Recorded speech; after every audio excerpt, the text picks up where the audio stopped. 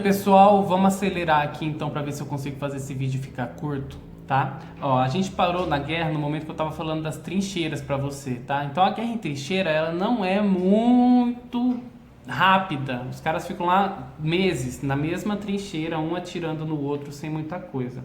O que fez realmente com que a guerra avançasse, com que ela chegasse ao fim, foram os eventos de 1917. Isso é o ano mais importante.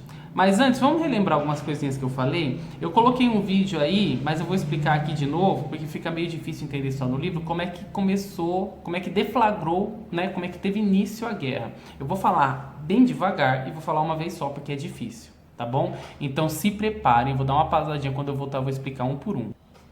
Bósnia independente, a Sérvia queria a Bósnia, só que a Áustria-Hungria foi antes e dominou a Bósnia. Aí, como se não bastasse, os bósnios mataram o príncipe da Áustria-Hungria, que declarou guerra à Bósnia. Quando a Áustria-Hungria declarou guerra à Bósnia, os russos declararam guerra à Áustria-Hungria. E aí, como os russos são aliados da Inglaterra e da França, a Alemanha, que é aliada da Áustria-Hungria, declarou guerra à Rússia, a Inglaterra e a França. E aí, Inglaterra, França, Bélgica, a Rússia, todo mundo declarou guerra contra a Alemanha, o Império Otomano entrou, e aí todo mundo estava lá lutando contra todo mundo naqueles dois times, o time da Aliança, da Tríplice Aliança, e o time da Tríplice Entente. Entenderam? É difícil. Agora, em 1917, acontecem coisas que fazem com que a guerra tome outro rumo, né? A Alemanha estava dividida, ela tinha que atacar de um lado a Rússia e de outro lado a França. O que acontece? A Rússia, em novembro, faz a Revolução Socialista de 1917, é o tema da nossa próxima semana.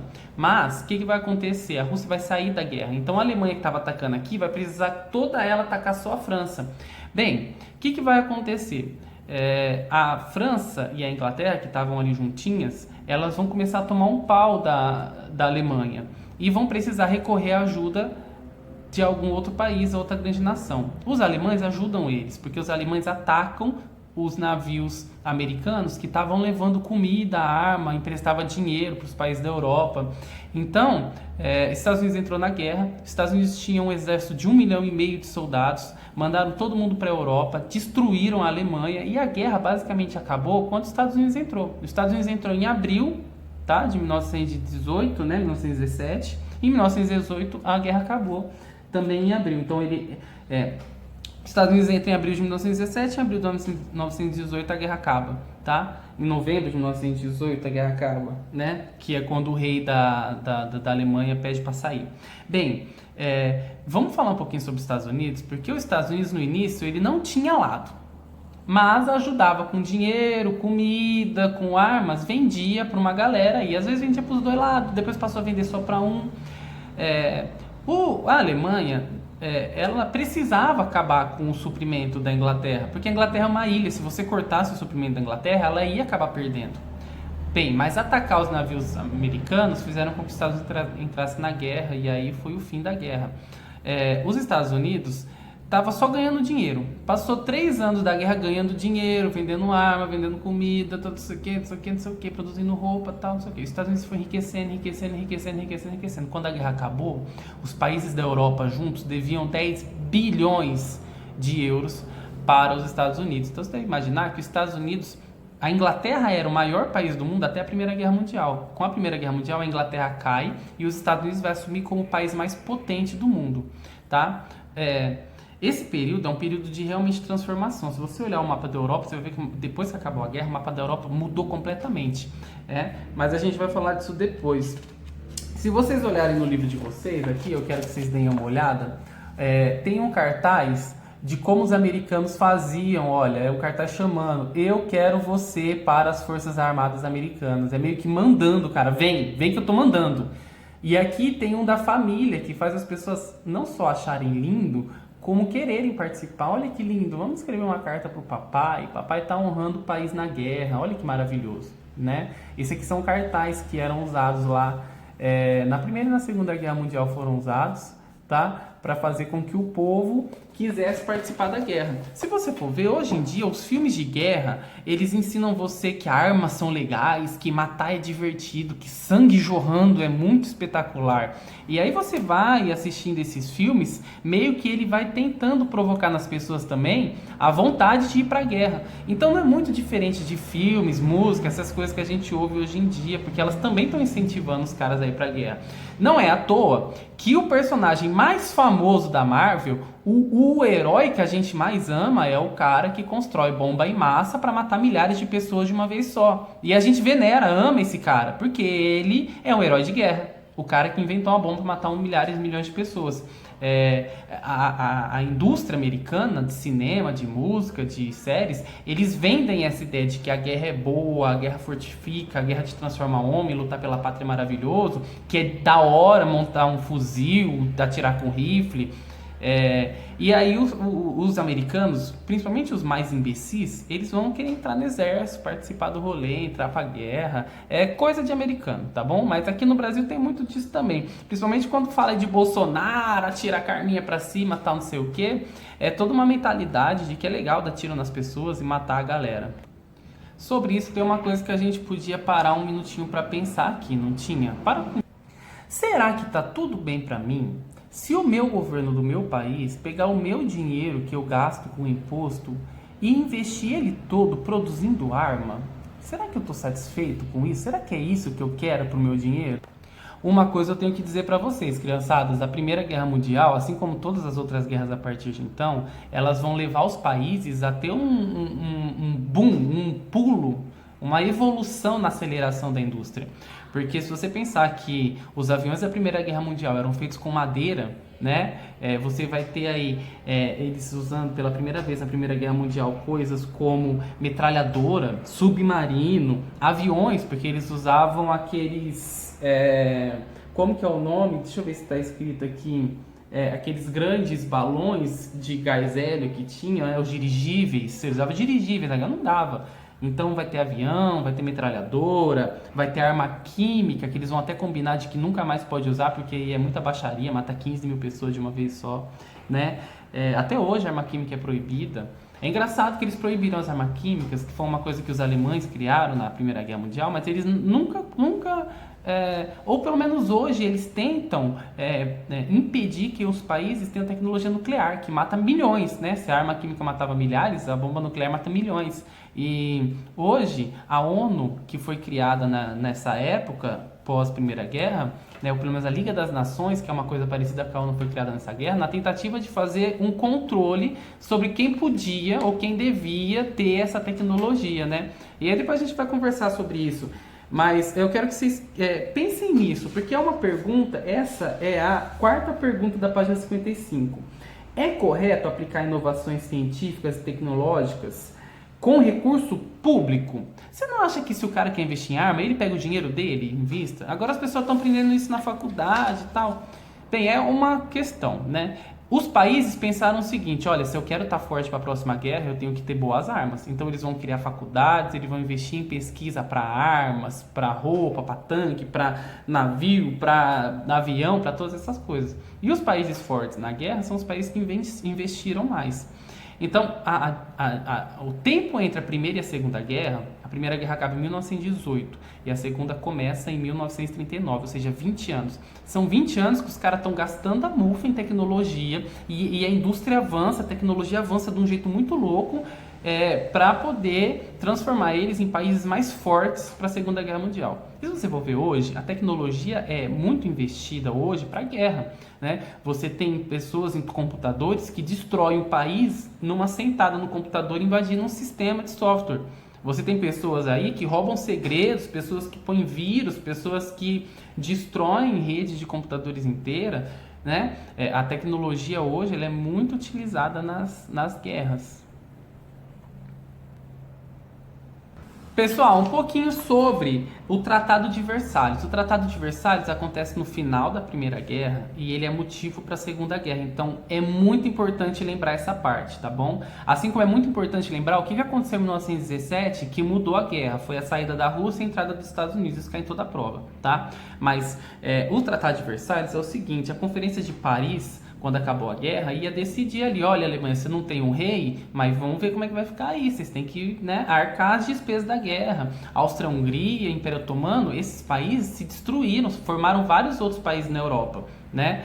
E aí a Alemanha foi culpada pela guerra. Ela teve que devolver o território, não só o da França, teve que devolver o território da Polônia, território ali do norte da Dinamarca.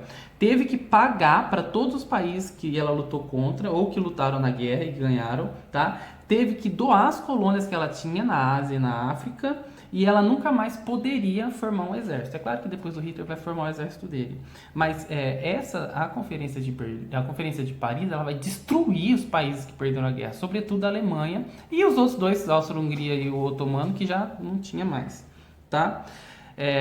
Só mais um minutinho, porque o próximo, só falta a gente falar das consequências disso aí, tá bom? Dá uma olhadinha nesse mapa aqui junto comigo, ó. Aqui no caderno de vocês. Talvez vocês consigam enxergar melhor do que eu, talvez não, tá? Ó, então, a Alemanha aqui, ó, que é o principal país na guerra, deixa eu ver se eu apertar isso aqui melhor a definição. A Alemanha aqui, que é o centro da Europa, isso aqui é a Europa, tá? Aqui tá a Rússia, aqui tá a Alemanha, aqui tá a França e aqui em cima tá a Inglaterra, tá? Aqui em cima é a Islândia, aqui é a Noruega. Bem, a Alemanha, ela perdeu a guerra e teve que devolver esse território da Alsácia-Lorena, teve que dar para a Polônia, que foi um país que se formou, esse território aqui que a gente vai chamar de corredor polonês, e depois é motivo para a Segunda Guerra. A Áustria-Hungria se dividiu, tá vendo aqui? Um virou Áustria, outro virou Hungria. Outro território virou Tchecoslováquia, outro Romênia, outro Iugoslávia. Notem que a Iugoslávia segue aquela ideia de pan-eslavismo, né? É um país de origem eslava com uniões do que era a Bósnia, do que era a Sérvia, aqui, tá? Todo mundo junto, meio que... No final das contas, lembra que a guerra começou porque a Sérvia queria a Bósnia e aí o Império Austro-Húngaro pegou primeiro e a Rússia queria a Bósnia, enfim. No final das contas, ó, a Rússia, como tinha declarado a Revolução Socialista, a Rússia teve vários países que ela perdeu aqui também, tá? Vários países que quiseram independência, ou então como a Rússia estava fraca, ou então por causa da guerra, eles se separaram. Finlândia, Estônia, Letônia, Lituânia, são todos países aqui, vai ter a Ucrânia ainda, depois, mais para frente, que são países que eram da Rússia e vão se separar aí por causa da Revolução Socialista, que é nosso próximo conteúdo. Então, olha só quanta coisa mudou na Europa. Sem contar que os caras pegaram dinheiro de todos esses países, né? Todos os países que perderam a guerra tiveram que pagar, principalmente a Alemanha foi a mais humilhada.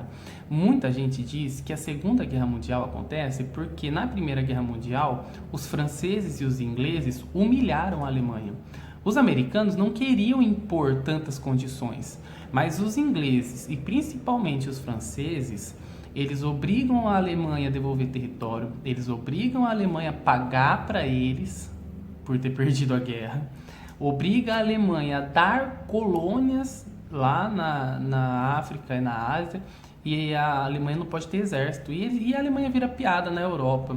Então a Alemanha foi tão humilhada, o povo na rua, o rei pediu para ir embora, o povo na rua descontente, os trabalhos eram mal remunerados, teve uma crise política, crise econômica, crise social, muito parecido com o Brasil aqui inclusive, tá? Toda essa crise que aconteceu na Alemanha quando acabou a Primeira Guerra Mundial. E aí surgiu um político na Alemanha que vai restaurar a honra, vai falar, não, nós somos a melhor raça, a raça ariana dos alemães são superiores, nós somos o que há de melhor no mundo, tal. E essa ideia vai convencer o povo alemão que estava triste, estava chateado, né? E aí esse cara que era o Hitler, ele vai montar aí ao longo desses próximos anos que a gente vai estudar, o partido nazista, vai fundar o Terceiro Reich, né? E vai tentar, na Segunda Guerra, dominar toda a Europa através da Segunda Guerra Mundial. Mas isso aí a gente vai estudar depois que a gente estuda a Revolução Socialista, tá? Uma das consequências que é importante é que em todos os países, não só na Alemanha, vão surgir governos populistas que têm como ideia, já que não são mais reis, agradar a população. Então você vai ter aqui no Brasil o Getúlio Vargas, que vai ser um governante populista que vai governar o Brasil nesse período aí, depois dos anos 30, na teoria, preocupado com os problemas do povo. Ele vai criar carteira de trabalho, vai criar férias, 13º, fundo de garantia, todos esses direitos que a população, o trabalhador tem, foi ele que criou. O Hitler na Alemanha faz isso, o Mussolini na Itália faz isso, o General Franco na Espanha faz isso, na Espanha tem o Salazar também, então tem muita gente aí, mas os mais importantes que a gente vai estudar vai ser o Hitler e o Mussolini, né, na Alemanha e na Itália, porque eles que vão declarar a Segunda Guerra depois. Tem muita gente que vai votar nesses caras por orgulho, por ter sido humilhado lá no outro negócio, no final da Primeira Guerra, né? Enfim, depois a gente fala sobre os governos populistas também. E última consequência que eu acho mais importante é a questão das mulheres. Porque, gente, tem uma coisa que a gente tem que falar. Hoje, se a indústria hoje é uma coisa de homem, a indústria nunca foi coisa de homem. Até 1950. A indústria sempre foi uma coisa típica das mulheres. Desde o século XVIII. Desde 1780, os homens estão indo para a guerra sem parar. E as mulheres, são elas que fabricam. São elas que vão para a fábrica. Eu já contei para vocês a história da chave de fenda e da chave Phillips, né? Que a chave de fenda, ela tem só ela é só dois, assim, né? Aí você vai lá, encaixa, né? E vira. A chave Phillips, vocês podem ver que ela é 4, né? Ela é assim, 4 pontas. Ela é dois riscos, aí ela encaixa lá e vai girando. A chave Phillips, as mulheres inventaram porque você precisa fazer metade da força do que na chave de fenda, né? As mulheres estavam na indústria e elas tinham limitações físicas. Carregavam menos do que os homens, faziam menos força do que os homens. Aí elas criaram as ferramentas que possibilitaram que elas produzissem o mesmo tanto que os homens. Então você vai pensar, por exemplo, tem um tipo de um gancho na fábrica que ele pega e vai carregando o material pesado de uma esteira para outra na produção, né? Essa é uma invenção que possibilitou que as mulheres não precisassem carregar o peso de uma máquina para outra. A chave de fenda, a solda, a transmissão de motor, enfim. As pessoas falam muito, nossa, mas como que as mulheres trabalhavam na fábrica todo esse tempo? Porque elas eram inteligentes, elas usavam ferramentas, aparelhos e tal. E mais do que isso, como as mulheres não só criavam os filhos, como traziam sustento para casa, trabalhavam, eram donas de casa, tal, não sei o quê, vai surgir nesse período de 1920, 1918, quando a guerra acaba, uma ideia de emancipação feminina. É nesse momento da história que muita mulher vai ganhar direito ao voto, vão poder se candidatar a cargos públicos, vão poder ser donas de empresas, vão ter direito à carteira de trabalho. Então, as mulheres vão ganhar direitos nesse período, vão se emancipar, vão assumir o seu posto na sociedade, na tentativa de se igualar com os homens. Até hoje isso não acontece. Mas o texto que temos aí no livro, ele é muito interessante porque é uma autora que ela diz o seguinte: nem tanto. Porque quando a guerra acabou, as mulheres foram muito úteis durante os anos da guerra, mas quando a guerra acabou, os homens voltaram para a fábrica e em toda a sociedade, de uma forma geral, teve uma ideia de, olha, o lugar de mulher é em casa, então vamos voltar para casa. Você pode ver que nos filmes dos anos 30, 40, 50, 60, 80, até pouco tempo atrás, a família ideal era a família onde a mulher ficava em casa e o homem ia trabalhar, né? A criança e o cachorro ficavam lá com a mulher em casa e o homem trazia o sustento, né? Hoje, graças a Deus, se contesta esse tipo de estrutura familiar. Um homem pode trabalhar, a mulher pode trabalhar, nenhum dos dois trabalhar, ou os dois trabalhar, ou a mulher sim e o homem não tem problema, né? Hoje é muito comum isso. Mas a autora do texto, ela vai ter uma posição diferente. Ela vai falar, não foi tão fácil assim como você está pensando. Na verdade, até hoje, os homens dizem que o lugar da mulher é em casa. E realmente tem esse preconceito hoje, tá? É interessante esses livros de história que a gente vai lendo. Aqui eu leio com vocês, porque você pode ver que o mesmo fato histórico, ele gera pontos de vista diferentes. Então, realmente, a guerra fez com que as mulheres conseguissem um pouco mais de liberdade, ocupar um pouco mais de espaço na sociedade, só que você não pode achar que isso aconteceu magicamente, que elas não lutaram, né? Que não teve forças tentando fazer com que o oposto acontecesse, ou fazendo com que as mulheres não se libertassem. Houve essa reação, essa tentativa de manter as mulheres em casa e tal, mas foi através de luta, e até hoje as mulheres lutam para conseguir ali igualdade na sociedade. tá bom? Eu achei que eu precisava comentar sobre as mulheres com vocês, porque é muito interessante. Agora, com todos os vídeos que eu postei, vocês podem responder todas as questões da 55, podem responder as questões da 48, tá bom? Pode responder o que vocês quiserem do capítulo. Na próxima semana, nessa quarta-feira agora, hoje é dia, deixa eu ver, hoje eu tô gravando esse vídeo dia 18, 18 segunda-feira, 19 terça, 20 quarta, 21, dia 21, quinta-feira eu vou postar um vídeo sobre a Revolução Russa, tá? Vai ser um vídeo só, rapidinho, explicando o que aconteceu, mas já se preparem porque é mais guerra, é mais sangue, é mais treta, beleza? Um beijão do professor e até mais!